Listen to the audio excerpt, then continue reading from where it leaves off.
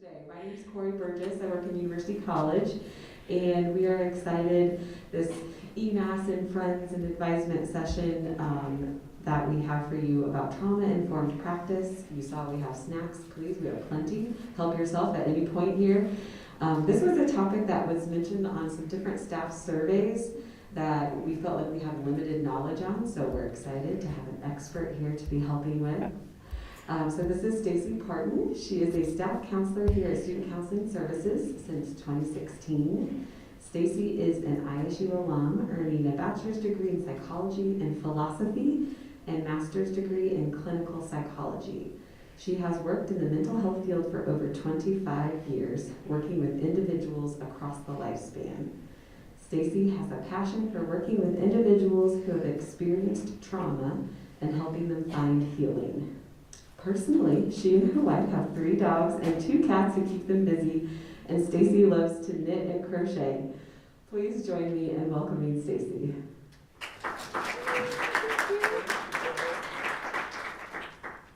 Thank you. I am quite excited to be here to talk to you all about my favorite subject. I know I'm a little nerdy about it.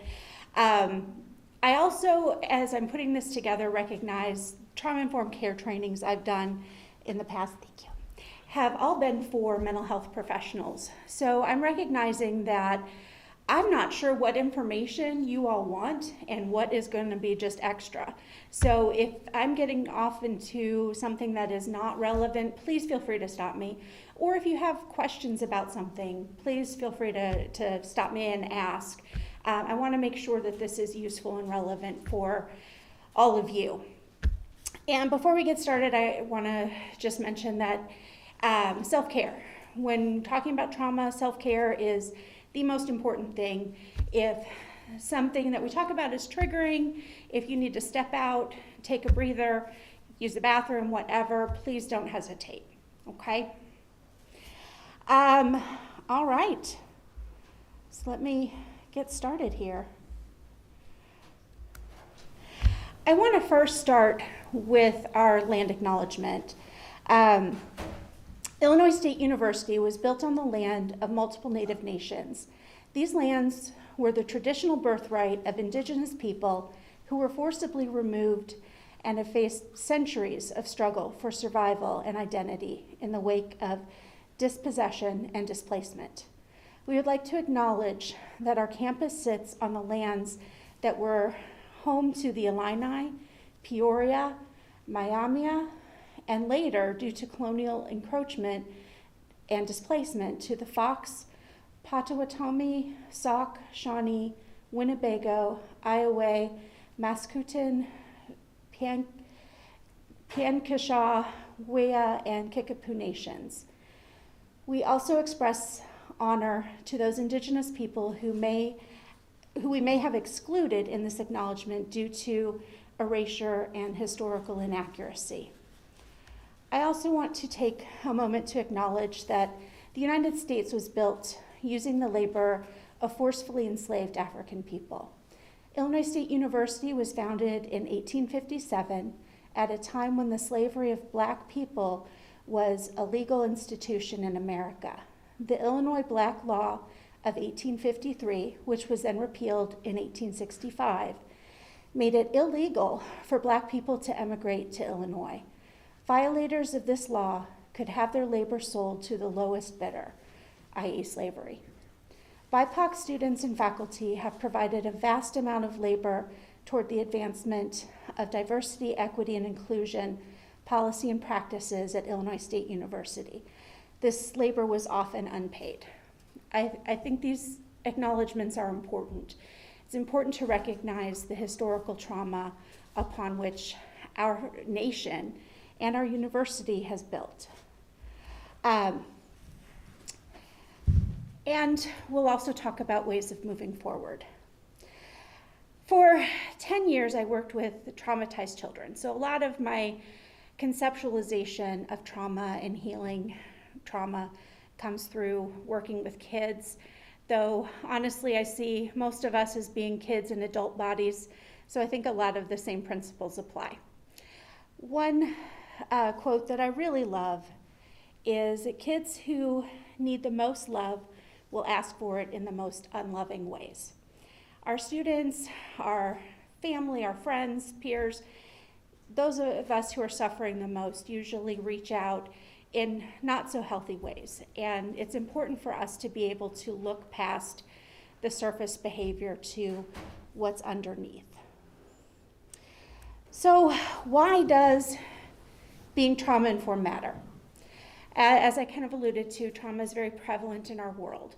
I would like to argue that we are all undergoing a 2+ year global trauma that we continue to endure. And it has effects on how we function. You may see yourself in some of what I talk about. I certainly am not immune either. Knowing the effects of trauma, I still fall prey to them as well. It's about our biology. But it also gives me hope that we all can heal together. It's likely that many, most, and I would even say all students that you encounter have experienced trauma of some form or another, and that they don't come to us as a blank slate. They come with all of these experiences, and we need to be mindful of those experiences when interacting. And trauma-informed practices are there to help minimize the chance that we will inadvertently re-traumatize those with whom we interact. So with universal trauma precautions, we're just going to assume that everybody we interact with has had a history of trauma. And with that in mind, we want to look at our policies, our organizations, our environment, our actions, and see how those might potentially act as a trauma trigger for other people. And also recognize that you may have had traumas yourself, and that sometimes you might get triggered by interactions with peers or with students. And what do we do about those things? Hopefully, I'll give you at least some ideas and suggestions. But first, I think we need to define this trauma thing. Anybody have any thoughts of what trauma is? What are your definitions? Yeah. A past experience that makes current life a little bit more difficult. A past experience that makes current life more difficult. That's a good synopsis. Yes. Anybody else?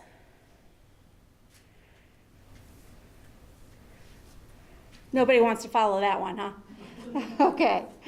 Well, SAMHSA, which is Substance Abuse Mental Health Services, I don't remember, association or something, but they define trauma as that it results from an event, so something that happens, or a series of events, or a set of circumstances that's experienced by an individual. I'd also like to say communities too. We can be traumatized collectively as well. But it's experienced as physically or emotionally harmful or threatening, and that has lasting adverse effects. It affects your future, and it affects a person's functioning in mental, physical, social, emotional, or spiritual well-being. So a lot of effects in, I don't know about you, but I think mental, physical, social, emotional, spiritual, that's kind of all of being a human. It can affect all of our lives. Any questions, thoughts? Okay. In the counseling field, mental health, we like to look at trauma as a biopsychosocial condition. It has biological impacts. It affects your brain. It affects your body. Psychological impacts. Psychology kind of incorporates both your cognitive functioning and your emotional well-being. So it has effects of your memory, your focus, concentration, but also your emotions and ability to regulate your emotions. And social, it interferes with relationships. It impacts relationships quite significantly. I like to define EMDR is a trauma treatment modality that I'm trained in, and they look at big T versus little t traumas. And I think that that's important for this conceptualization, Because big T traumas are what we would all talk about as being traumatic, right? 9/11, war, Hurricane Katrina, physical violence, shootings. These are all big T traumas. Little T traumas, on the other hand, are those things we don't necessarily recognize as trauma in the big T sense, but can have equally devastating effects. Addiction, racial microaggressions, being bullied or othered, treated as different, having instability as a child, chronic illness, lack of access to health care, all of these kind of things. And COVID pandemic is on there. And this list can be quite longer, quite lengthy. These are just a few examples. I'm sure you can think of a lot more as well. So there are a lot of things that can deeply affect us. I also want you to recognize that trauma is in the eye of the beholder. What affects me may or may not affect you, and vice versa. And this is important to remember, because just because I wouldn't be traumatized by something doesn't mean someone else isn't. I don't know about you all, but at the counseling center, I get lots of students who are going through the breakup of their first relationship. And, you know, the 50-year-old me is like, oh, honey, it'll be fine, is my impulse. But I have to dial that back of, this is their first significant relationship. This is devastating to them. This is overwhelming their capacity to cope. So what may or may not be traumatic to me might be for someone else. And I have to define that trauma through their lens and through how they are experiencing it. And trauma is simply something that overwhelms your capacity to handle it. It can be a single event. Those are the easiest to treat from a mental health perspective. It can be a recurrent or ongoing trauma. Some of the most difficult are the complex or developmental traumas, those traumas that happen to kids. And historical or generational trauma. Those are important to recognize as well. I'm reading about studies where the expression of genes are changed from generation to generation. Holocaust survivors, their descendants have different expression of genes based on their parents' and grandparents' experiences. With this, it's important to note that our bodies are wired for survival, not for optimal mental health. So while these things can be great for helping us survive and recognize danger, it can cause a lot of impacts down the road. And so what are those impacts of trauma? Has anybody heard of the ACEs study? A couple. Anyone want to talk about what it is? No? Okay. It is Adverse Childhood Experiences Scale. It's a questionnaire that has 10 questions of different traumatic or stressful events that children may experience. It was a study done, I believe, in the 90s with 17,000 people over, I believe, a couple decades, and it looked at long-term effects of trauma. And it's interesting to look at the graphs, because as you have 0 to 1 to 2 to 3, the incidence of different illnesses, different conditions goes up directly. They're like these direct correlations. And an ACEs score of 4 or more showed significant increases for all sorts of things. Depression, alcoholism, future domestic violence, hepatitis, which if you look at the alcoholism, that kind of makes sense. COPD was one, which if you look at coping, smoking might be a way of coping. Smoking, drinking, substance use can be a way of coping with stress, and that then can create its own health dynamics. Future suicide attempts, eating disorders. Eating disorders are very prevalent on our campus. We do assessments for students with eating concerns. One of our interns this semester, in the fall semester, had twice as many intakes with referrals to our eating concerns than I have had in the 6 years I've been here. And that's just one of our interns.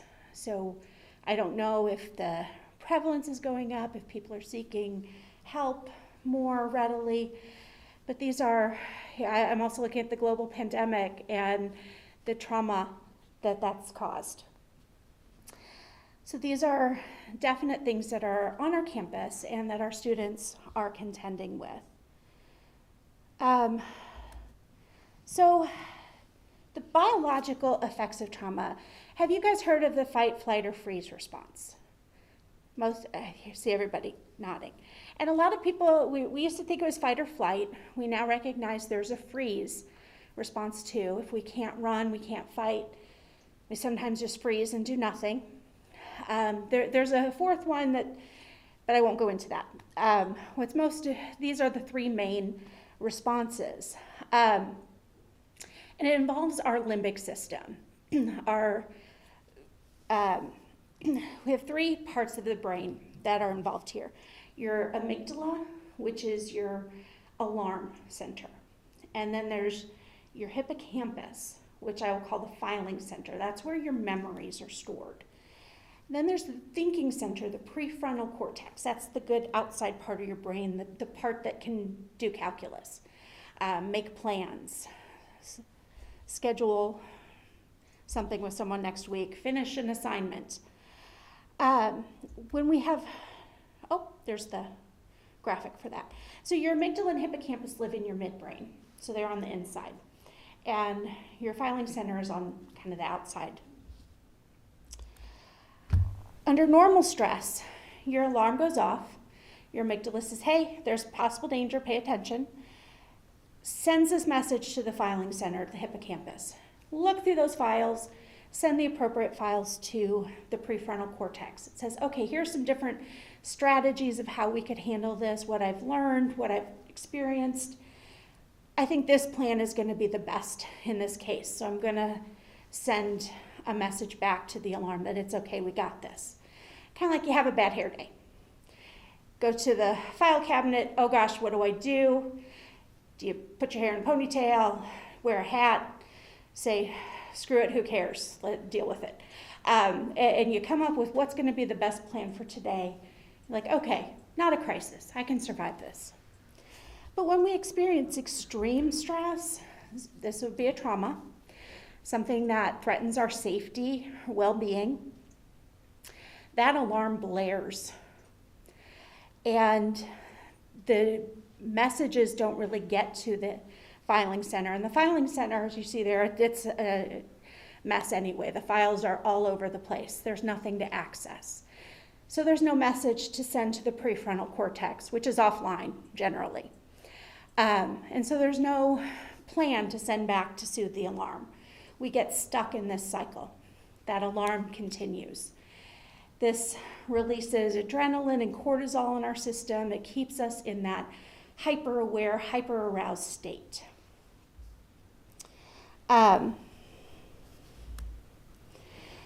So when our body's in this state for a long time, some systems that are necessary for survival, your cardiovascular system, your musculoskeletal system, they're overactive, they're on all the time and become fatigued. You get those muscle aches. Your muscles are just tense and they won't relax.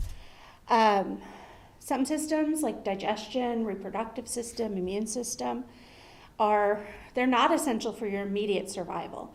So those energy is diverted away from those and they become underactive and can atrophy over time. So over time we get some of the digestive issues, ulcers, a lot of autoimmune conditions have a high correlation to having early trauma. So let me stop there for a minute and say, is there any of this that you're recognizing or that you have questions about? Yes. I'll just share that for me, I don't always emotionally feel stressed, but I have so many stomach issues. I always feel stressed. Like if I'm feeling stressed, it's in my stomach. Sometimes I'm feeling it emotionally, but usually I'm feeling it physically. Yeah. With my digestive system. Okay, so that's where yours shows. Absolutely, and we all have those things. It's important to be in touch with our bodies, because even if we're not consciously aware of that stress, because we just go on autopilot and get through what we got to get through, we've got to listen to our bodies. Our bodies will tell us what's really going on. Yes? So you mentioned the EMAS questionnaire. Yeah. And if I understood correctly, you showed us what is normally the manifest Uh-huh. into older years. What types of things would the EMAS questions ask? That's a good question. I apologize for skipping over that. The ACEs questions are things like you've witnessed violence in your home, or you've experienced violence. If you've ever been, harmed where it left a mark, or you were repeatedly physically hurt, would be one. Watching your, it's kind of sexist in that it talks about your mother or stepmother being abused. There's a lot wrong with the ACEs.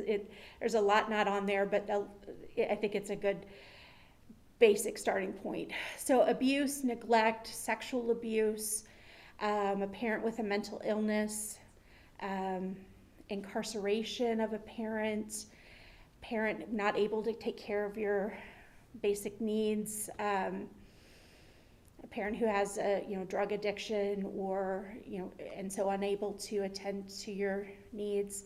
One is like I often felt unloved and that nobody had my back, nobody cared, those kind of things.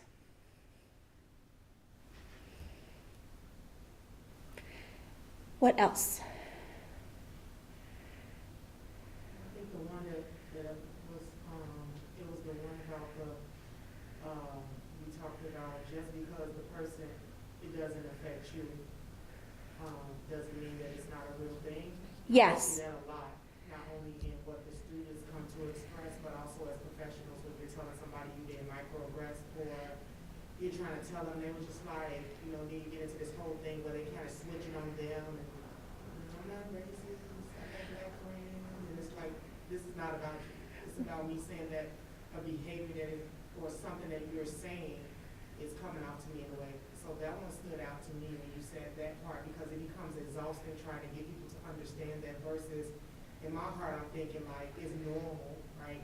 Yes. Or when you're trying to get into a place of normality where it's okay to tell a person like, I don't like this, right? Which is normally what you teach your kids or yourself. And I think absolutely navigating that. And so as for myself, I'm like, okay, I can imagine how the students may feel because you talked about levels of ability to cope. So like, with you being older, you have more things in your fallow system to cope with than someone who may be just experiencing it for the first time.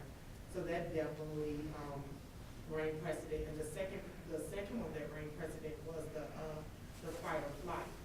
The added part of the freeze was an interesting take on it because now it's always a fight or flight.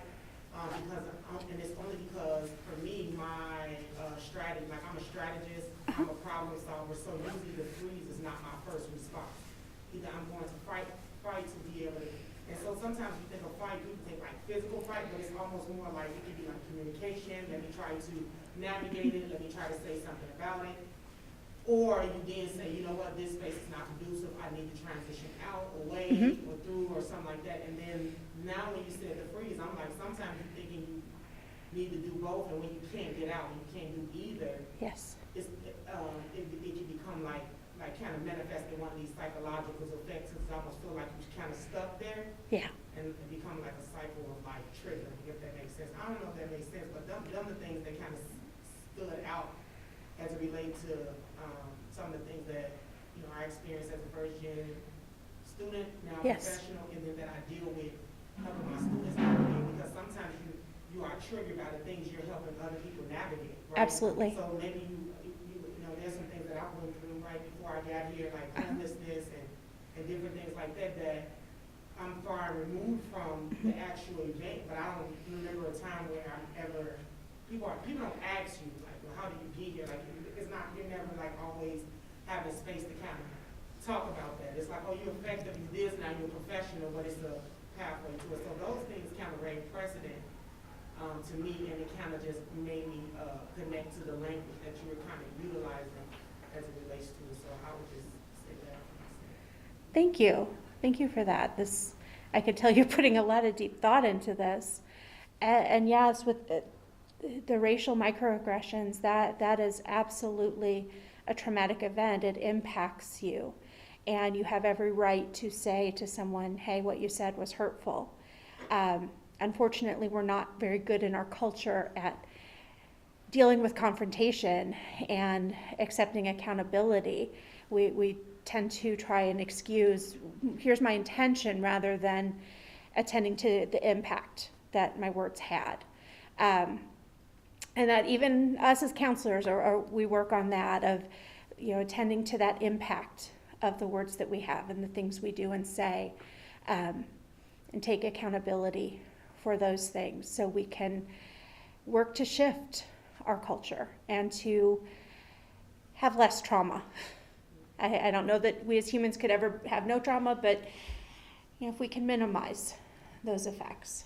And you're right that those effects will carry through. And your students, I'm sure there are issues that all of us have, that will encounter students who are going through similar kinds of things, and it mirrors that and it brings that up for us.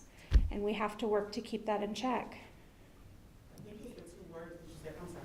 I think it's the two words that you just indicated, is that one of my strengths is accountability and significance.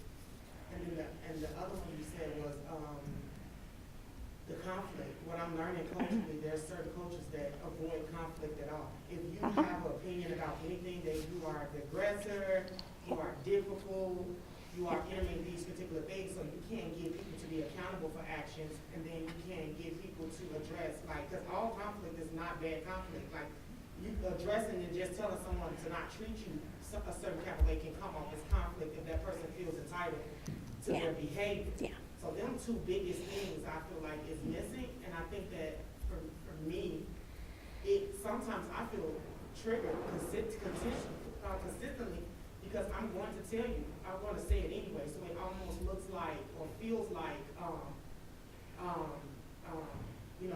that we have to address more strategies as professionals, more so like a practice what you teach type concept. Like if we want to tell our students to navigate these spaces in this regard, then we can be a little bit more of an example. So that's why I appreciate this space, because them the two things I feel like we lack it, and I'm talking about on a scale of 1 to 10, we probably lack it at 2.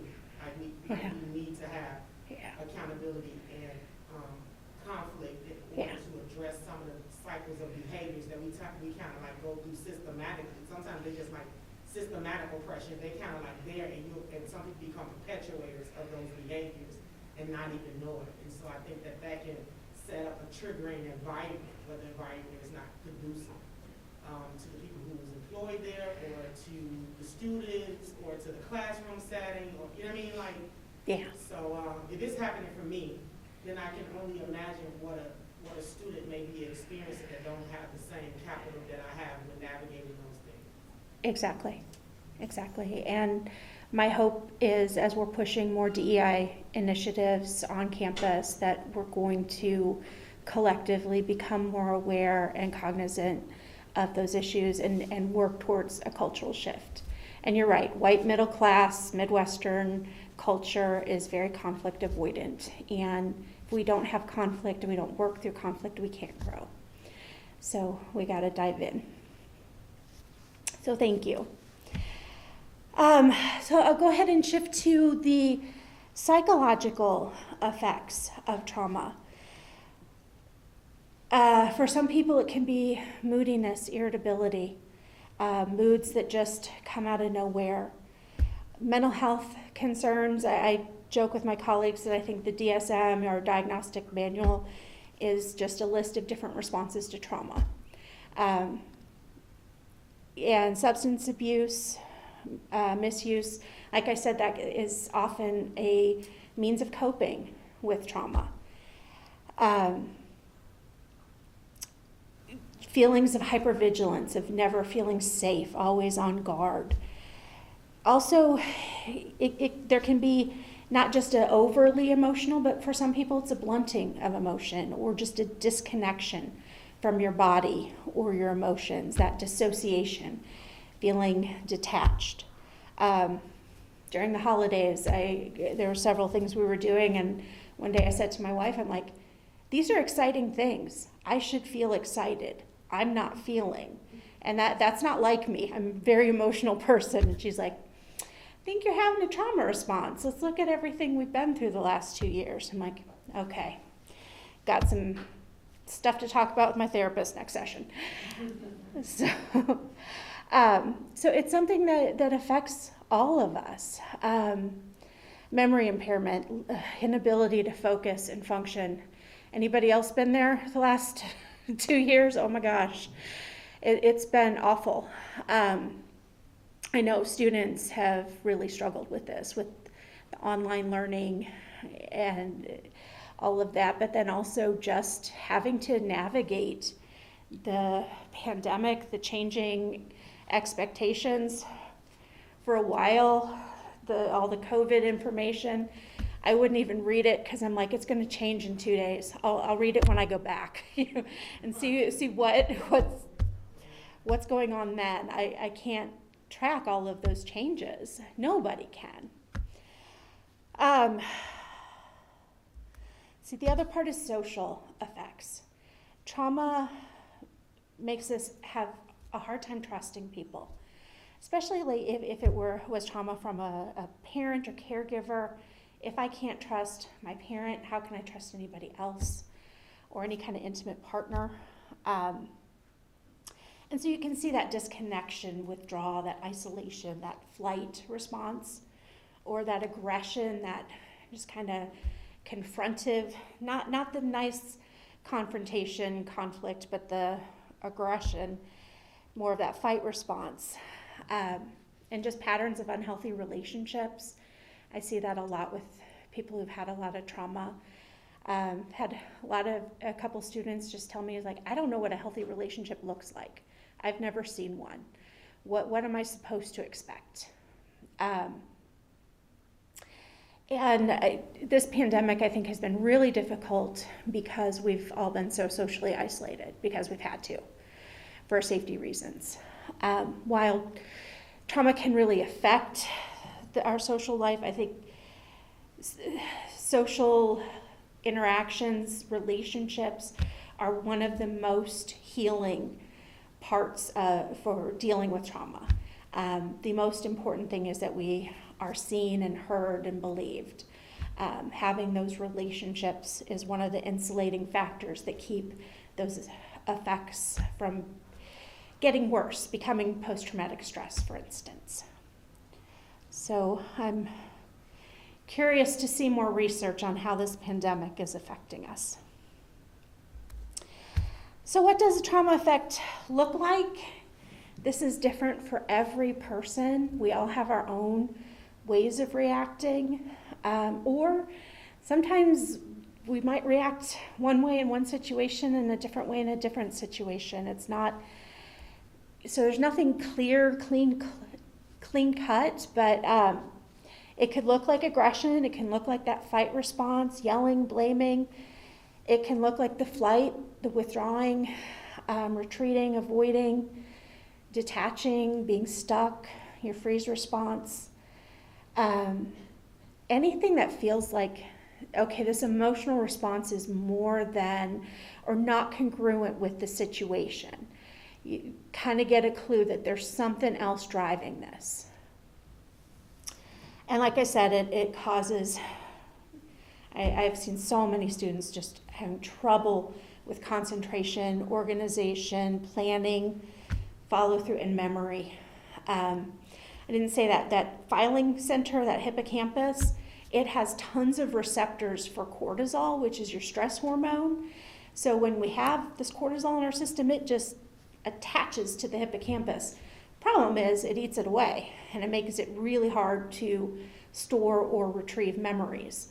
So if you're having memory problems lately, it's not early onset Alzheimer's, most likely. It's very likely a trauma response. I don't know if I have any Star Trek fans here. I stole the Prime Directive, yeah.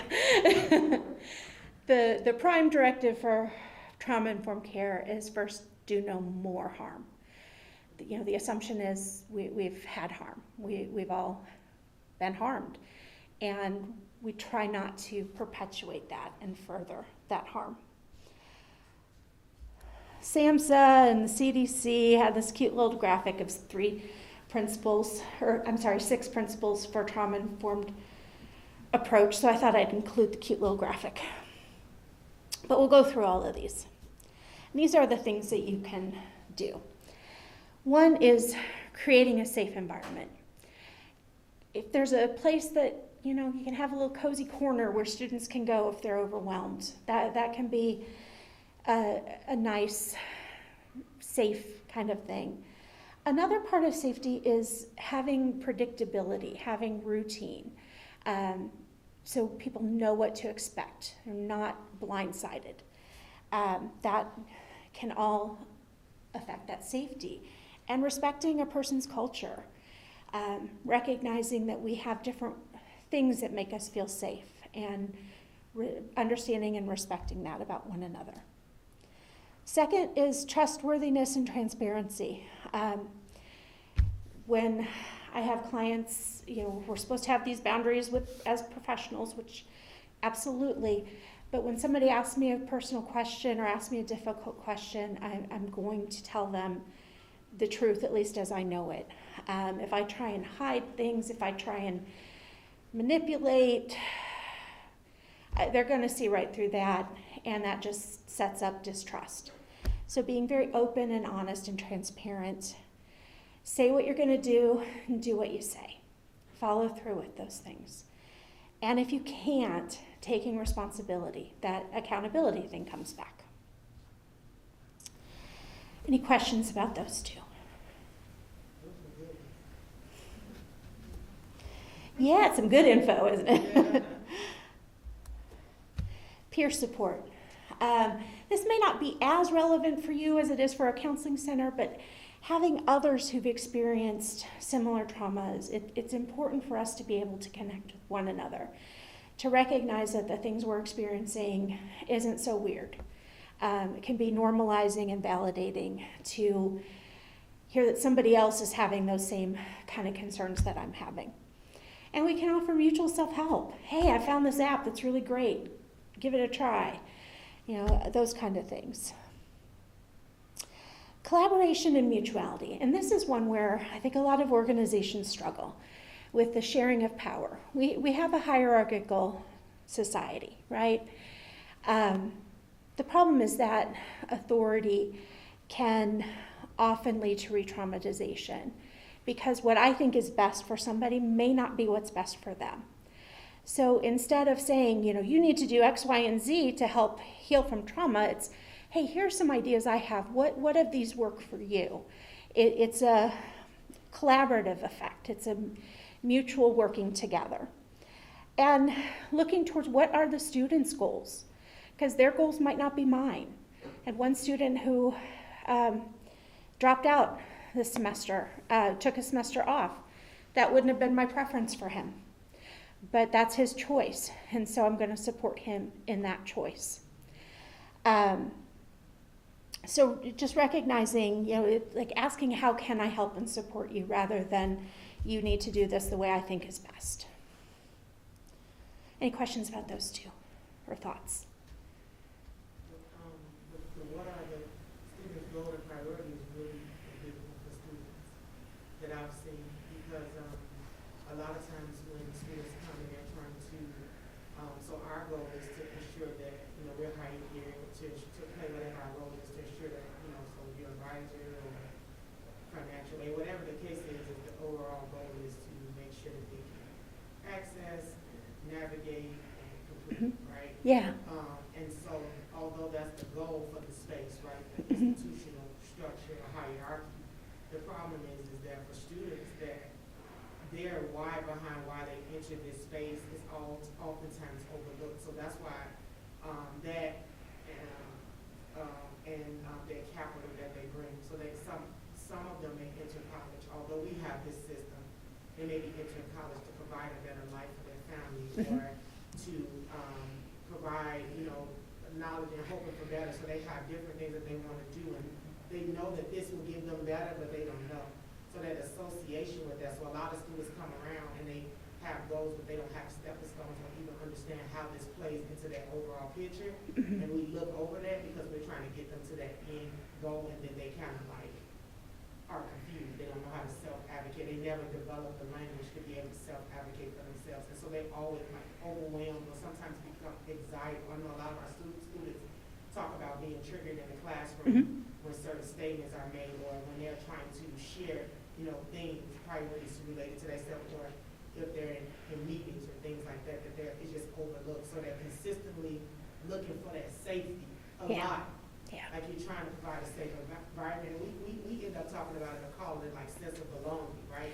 But if everybody's culture or everybody's individuality or social culture capital was welcome in this space, we wouldn't have to push a sense of belonging so strong because there will always be things here that people can connect in some type of capacity, if that makes sense. But we're dealing with first-gen students. They're oftentimes coming in with certain things that people are like, well, I know you're hungry. I know you do these things. I researched this, and people feel like they're the experts on other people's journey. And so students are continuously like triggered by that. And so I can see how that can kind of like just show up in our spaces. And make us stress, because if they stress all the time, they coming in always on high surveillance is what you call it, like they always on 10 all the time. It's like, okay, it's life critical transition points. It's okay. It's the struggles of life. You kind of gotta like reassure them so it can become exhausting. Not because they trying to exhaust you, but you trying to figure out like what are you in that you consistently, you know, triggered, if that makes sense. Yeah, continual crisis management. Yeah. It's a lot to navigate. I think you'll appreciate the next one. Empowerment, empowering our students, recognizing the strengths that they do have. When I worked with kids, it's like it was the strong-willed, stubborn, defiant ones, and I'm like, that is great. That's going to be a self-driven, independent adult. We just got to direct it in the right direction. Use those powers for good instead of evil. So finding those strengths that they do have. When you've experienced a lot of trauma, you have so many coping skills, but those coping skills can become a hindrance in a different environment. And so helping them see the strengths that they have and to mold them in a different direction. And recognizing people's identities, especially minoritized or marginalized identities, and recognizing their experience. Your experience as an African American woman is going to be different than mine as a white woman. So, and that doesn't mean your experience is invalid or mine is. They're different, and we can learn from one another. I can appreciate and accept your experience, even if I will never experience it myself. So being mindful of those things so we don't keep repeating those traumas.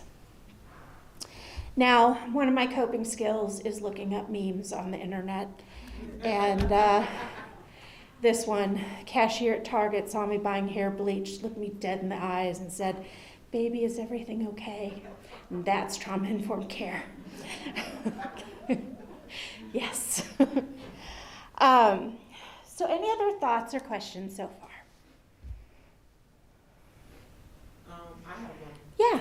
My question is that, you know, do you do like any type of group group, maybe like approaches of helping people to kind of identify maybe or inform, like a form where they can kind of transition to a space, whether it be students or professionals?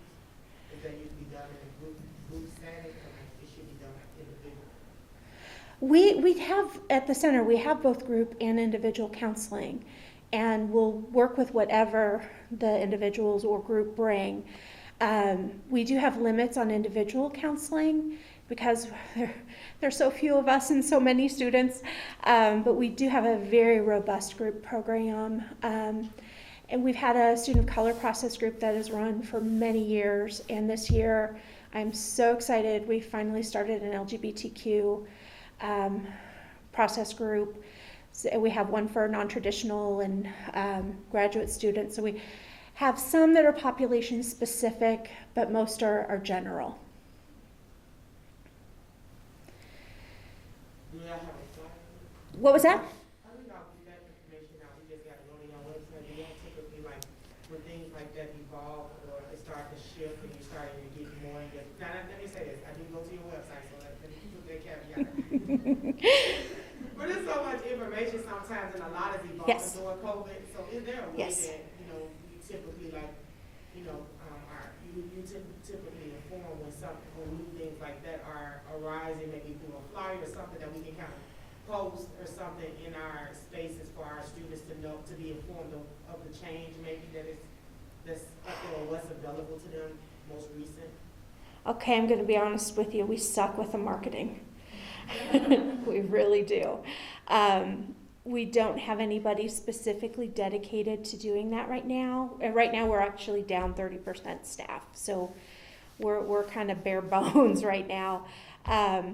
We do put a lot on the website. You can also, if there are questions, call our center.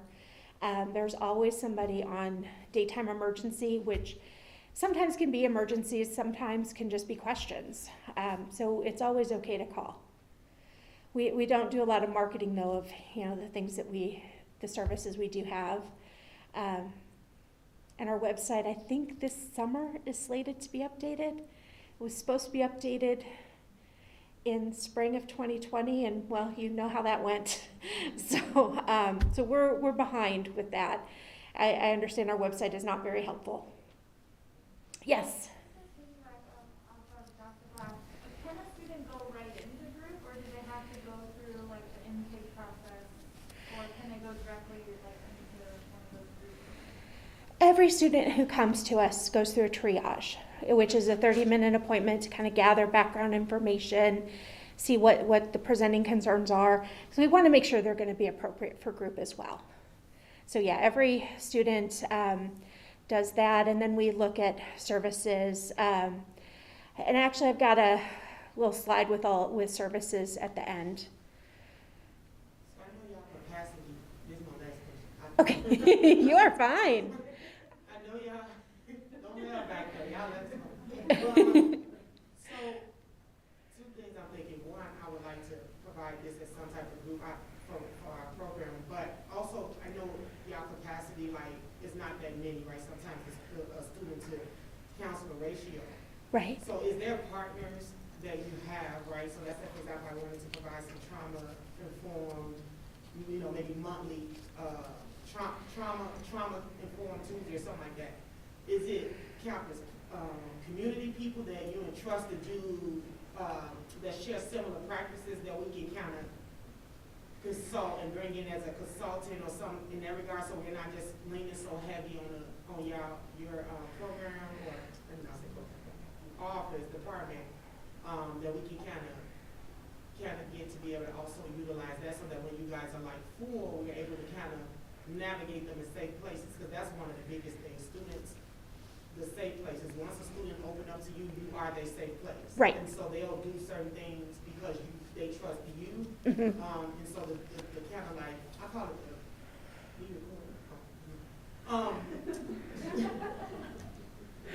to eliminate the red voting shuffle, like shuffling them over the people. Like, you go there after they have opened themselves up in a place of vulnerability. So I'm trying to cultivate like some type of safety, if that makes sense, so that the person, so that they can just have it there to run through for themselves, run to it for themselves. Yeah. That's gonna be consistent so that they're not shuffled around. Yes, if somebody is needing ongoing individual counseling, we will usually refer off campus. We can only do, limited number of sessions and every other week. And so for some students that's not sufficient. And we do have some people on our website, there's a referral list of professionals in the community who have agreed to take students. We also will use just psychologytoday.com to find professionals in the community, and they have profiles on that website where you can see are they trauma informed, or do they work with the issue that my student is presenting with. So yeah, sometimes it's hard to get services, mental health services. That system is difficult to navigate, and we do our best to help students navigating that, but I get it's a struggle. No, those students be diagnosing themselves. They be coming in like, I got anxiety and I need help. And I'm like, who told you that? Well, my friend got it too. She was doing the same thing that we be doing. I'm like, Yep. you can't just be dying. And that's just the small. The anxiety is just like they be like, they come in like self-diagnosing themselves. So I'm just like, no, you need to go see someone and talk through that, because it might be called what we call growing pains or life critical transition points. It may not be mental health. I think everything that becomes a struggle is like, is mental health. Everything is mental health now. So I'm trying to like, no, you probably should talk to a professional. Like, and they help, I'm serious, they become coping strategies, coping support for each other, even though it's unhealthy. It's like, why are you doing it? Taking medicine? Like, we cannot be doing that. So we want to be able to say, let's not do that, and then give them a recourse for that. For anxiety, for any really stress, your first place to start is your body and regulating. The core mindfulness class on campus, through health and promotion, I can't remember also there are yoga classes that is fabulous for helping trauma or anxiety, any of those things that help regulate. Dancing, movement, drumming, swimming, bicycling, right? Any of those kind of things can be helpful at just reducing that central nervous system arousal. The first place to start is getting our bodies regulated. You're welcome. Yes? Do you guys ever do any sort of thing for people experiencing trauma that involves animals? Because I know I work in testing, and one thing I've tried to do, because a lot of people are traumatized by testing, a lot of testing we do is high stakes, like whether they can continue in their program or not depends on how they perform. So I've tried, and unsuccessfully because safety is so busy, over to the testing center during times like midterms and finals where students are experiencing a lot of stress and anxiety. Do you guys do anything with animals? Because I'm very big on that. For me, when I'm feeling traumatized, I want to go cuddle my cat, and I really feel better cuddling my cat. Even playing with a stranger's dog, I can say hi to all the dogs I meet. I just feel like almost every place is a place to just have a room with some cats and dogs in it. And if you're feeling any kind of way, just go have a seat. Look up for a bit. Do you guys do anything with Sage or with any other therapy animals? Sadly, we don't. There's a lot of overhead and training and therapy animals, and it's not something we've ventured into. Just we don't have the time and resources at this point. I'm with you. My dogs are better therapists than I will ever be. I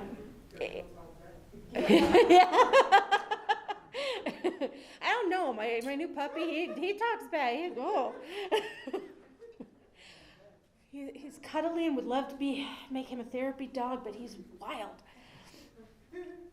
But so that's not something we do. There is the positively stress-free that goes to Milner and that kind of stuff. But that's not something we have at our center.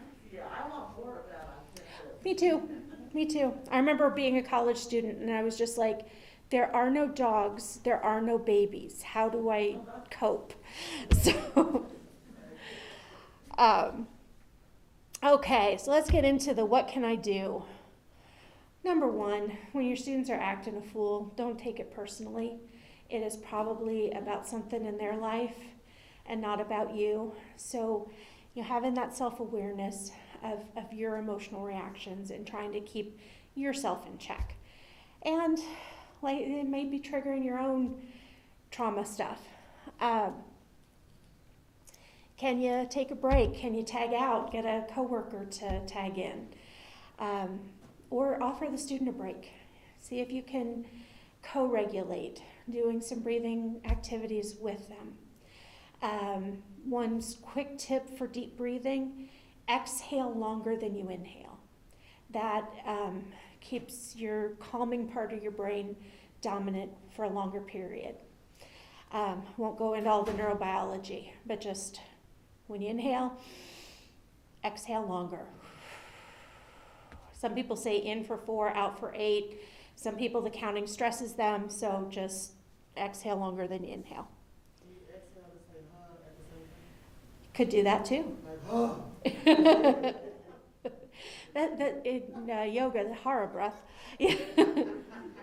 My favorite coping skill I learned from a 10-year-old. It was smell the flower, blow out the candle. I'm like, that's brilliant. Collaborate, work together with the student. You don't have to have all the answers, but you can help them find choices. Figure this stuff out together.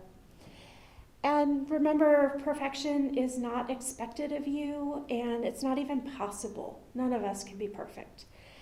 We have a rule in our house at home that perfection is not allowed. So when we say, oh, this got messed up, it's like, good. If it was perfect, we wouldn't be able to have it. So take some of that pressure off. Simply caring is enough. Like we kind of touched on earlier, being honest and transparent, follow through on what you say. Be mindful of your own implicit biases. We all have them. If you don't know what they are, Harvard has some implicit bias tests you can do on the computer. They're kind of fun. They test your automatic reactions. And you can practice looking at things a different way. Reprogram that brain. If you're overwhelmed and can't self-regulate, know when to tag out, know when to reach out for help. And if a student is overwhelmed, you can reach out to us for some help. And like I said, number one, what do you all do for self-care? This, as the intro said, I love to knit and crochet. That is my self-care. It's bilateral movement. It involves both my hands. It's rhythmic. It's repetitive. To me, it's very meditative. I didn't bring my knitting with me today, but often if I'm waiting or doing something that I'm either going to have to wait or feel anxious about, I will have my knitting just for my own self-regulation. Playing with the dogs, that, fuzz therapy is always a good thing. My favorite coping skill is reading Fox in Socks out loud to myself as fast as I can. It always makes me laugh. So what kinds of things do you all do? I organize. Organize. Either in a space at work, my home, but they got this app though. It be like a lot of stuff. Uh-huh. You get to kind of like put them into that. That's soothing. Ooh. Yeah, it's really like, it's like if you think you're thinking, people think, well, that's thinking, but I do that. And then I like to go get like pedicure. Okay. And stuff like my hair done. I like The touch, the physical, yeah, yes. yeah. Okay. Awesome. Anybody else? I also do at home foot massage therapy stuff. Go to pedicures and even wellness massages here, which are amazing. I need to do that. I love word searches because they're like mindless. Mm-hmm. I can just do them for a really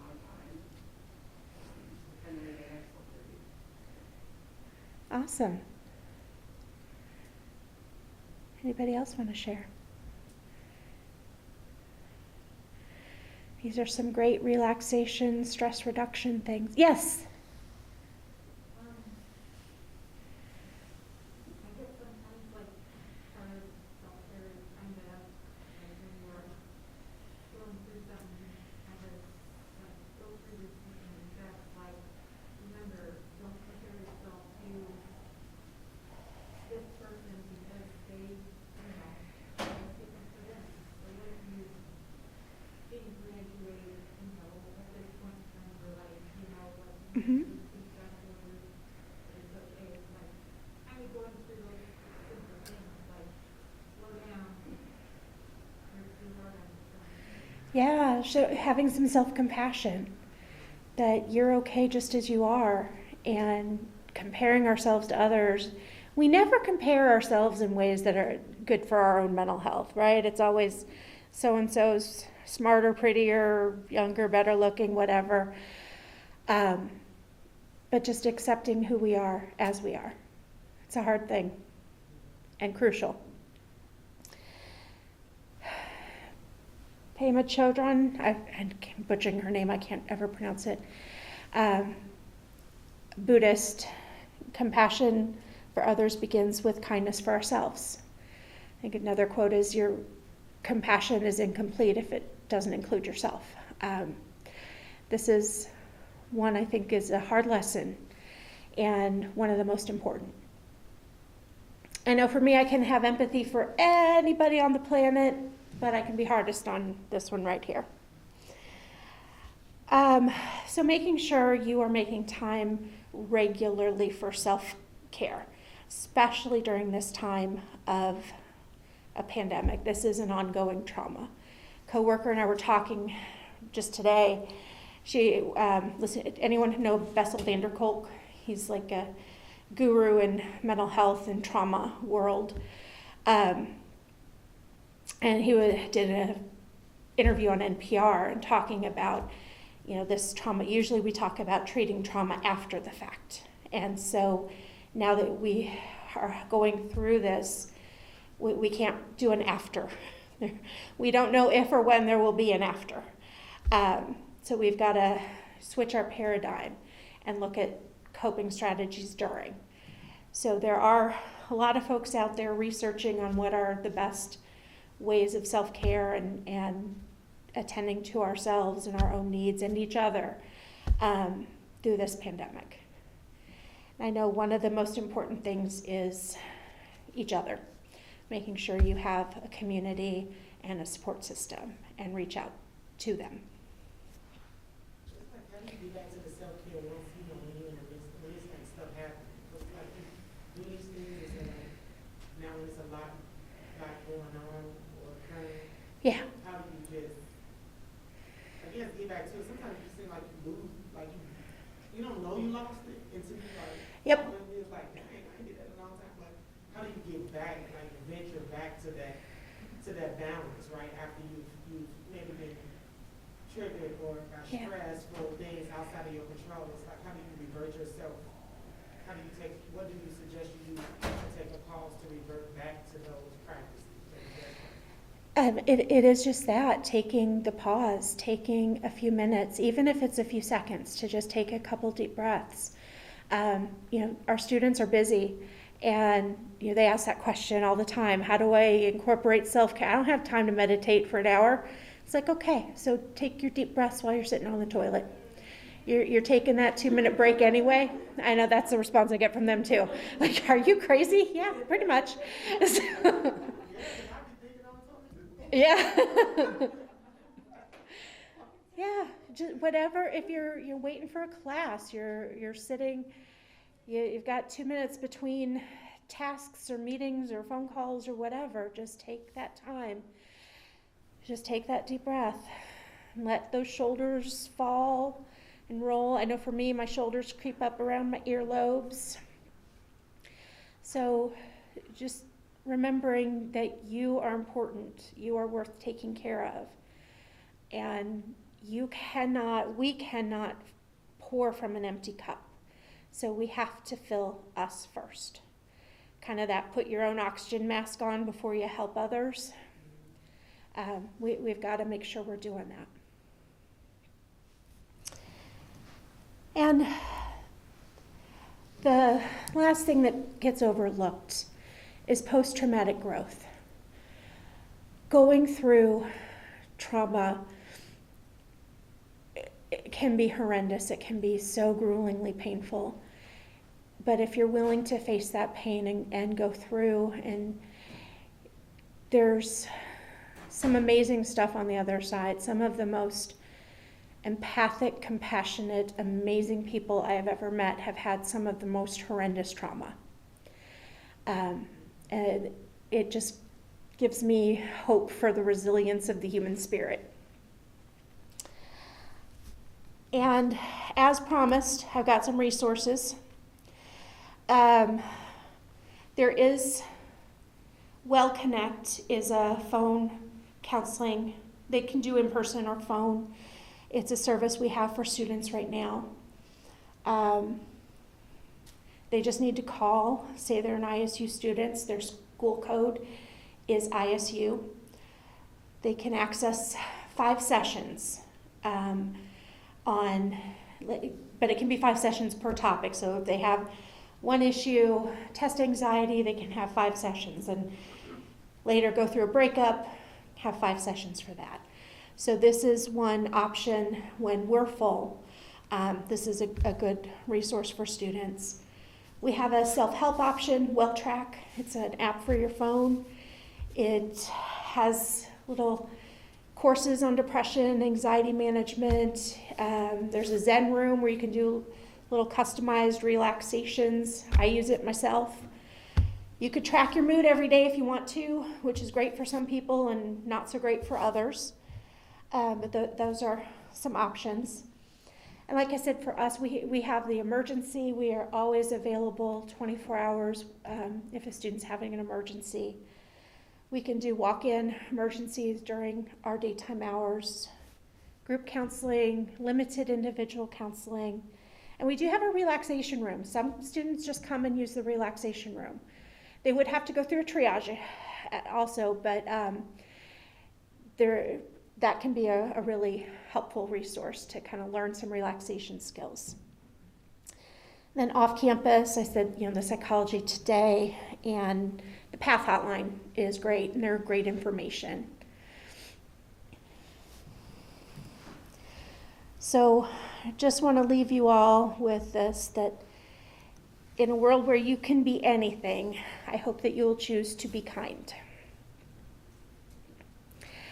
So what other questions, thoughts, ideas do you all have?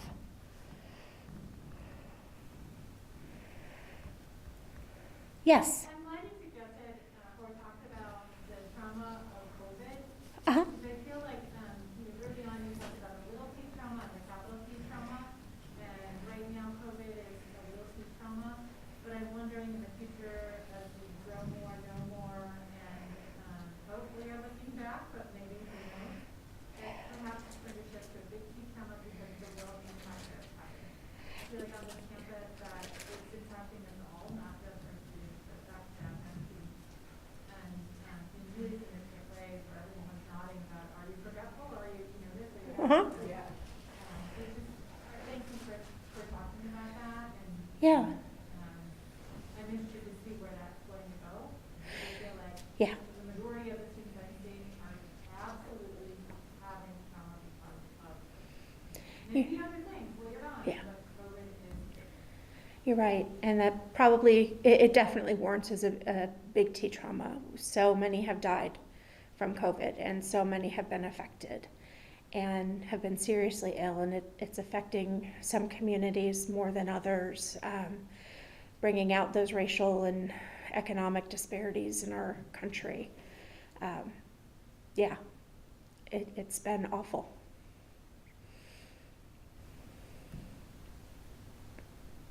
I think I'm more triggered by the information. Okay. I don't know if that's a real thing. Yes, it is. I get so, I Yeah. know it's there. Yeah. My colleagues, we talk about it. Uh-huh. It's the information.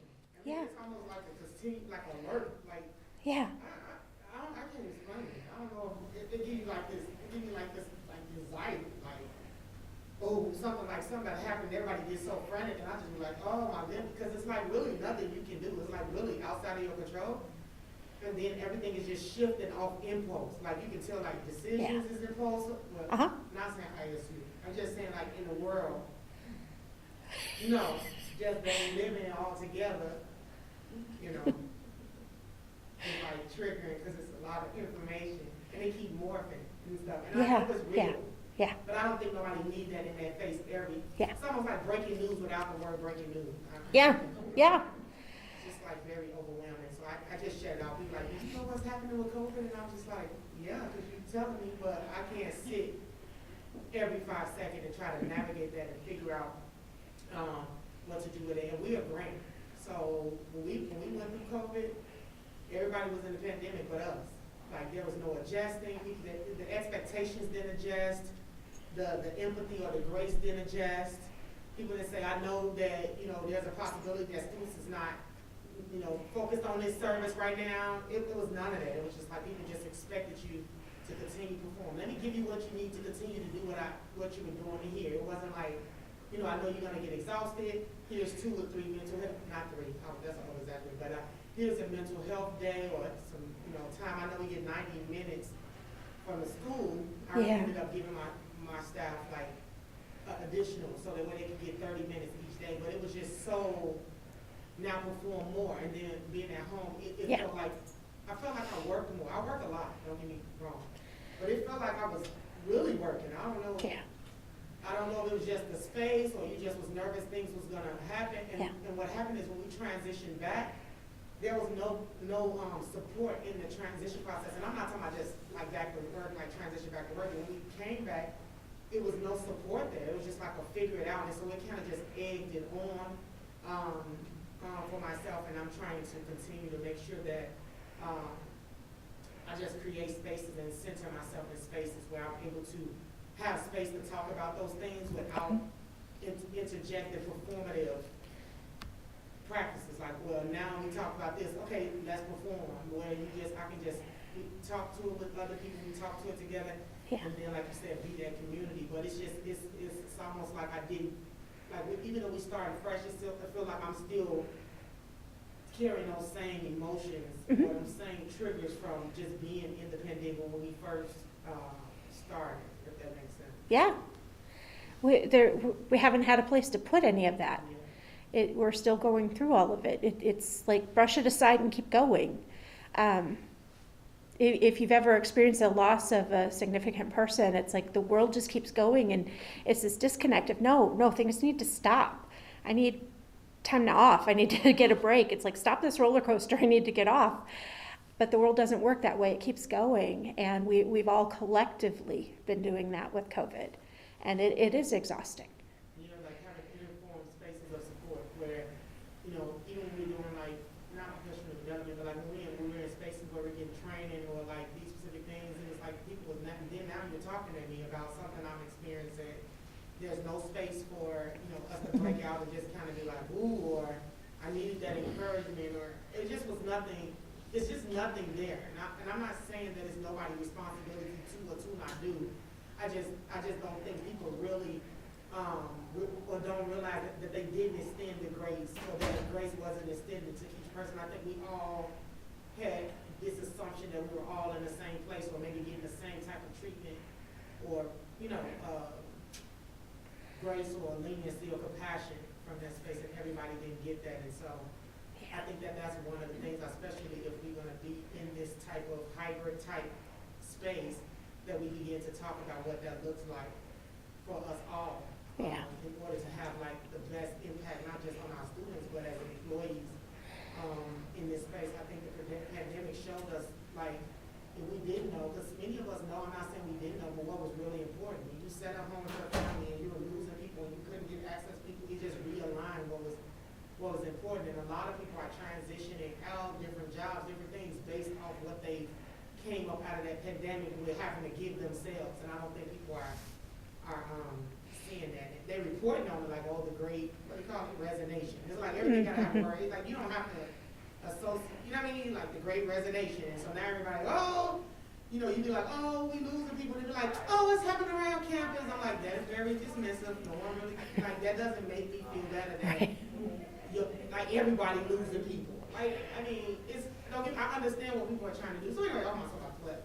It's the empathetic part. Like, oh, this happening everywhere. Oh, somebody died. Oh, I lost 3 people. It's like a competition. I'm like, why you shouldn't feel like it's an interesting thing. So I'm hoping that we can, I guess, transition into some more best practices for our professional people. So that's why I appreciate, thank you, Stacey, these spaces of when we're talking about real topics that's impacting us. Little empathy goes a long way. Yeah. Like you're saying with you've lost one person, I've lost 3. You know, it's like trauma is not a competitive sport. We all feel the effects and just need to work together to find solutions to manage, to get through, and hopefully hold ourselves and each other with compassion.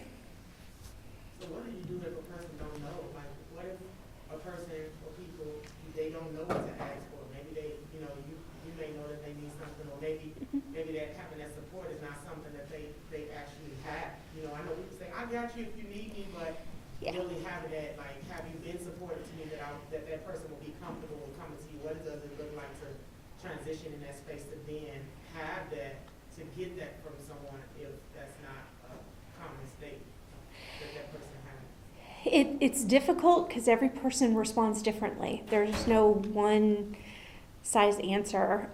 Sometimes it's genuinely, you know, I can help you with, do you need help with laundry? Do you need help with grocery shopping? Do you watch your kids? Be maybe concrete with tasks. Sometimes that can help, or even just sitting with somebody. I don't know if you've seen the meme of, you know, person, are you okay? It's like, no, I'm not. It's like, here, I've made you a nest. Let's put you in this little nest. And then it's like, is this better? No, are you going to come out anytime soon? I'm like, no. Okay. And then crawl into the nest with them. You know, sometimes we just need to be with somebody. Let them know they're not alone. All right. I know it is getting to be that time. Thank you all so much.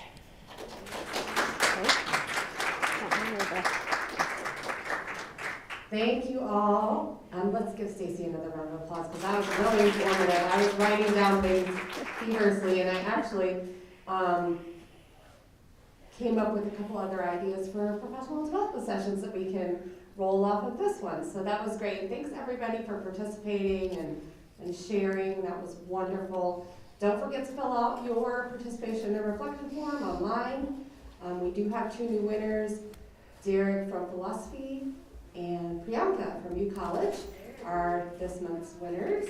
And take care of yourself. Stay warm, be safe, and be kind. Thanks.